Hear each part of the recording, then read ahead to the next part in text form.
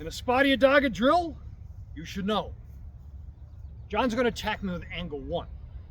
And I'm going to do one of our espada daga combinations as a follow-up.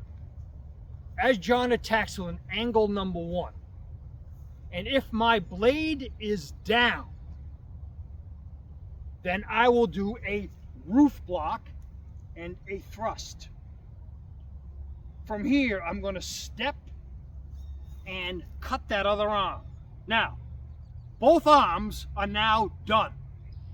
I come over the top with that thrust of the solar plexus.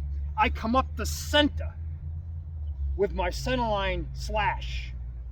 Thrust again to the solar plexus and end with a neck cut. Another option, a quicker option.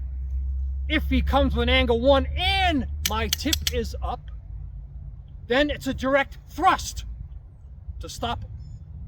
From here I can follow up with another thrust, or I can use my sword and just end it quick.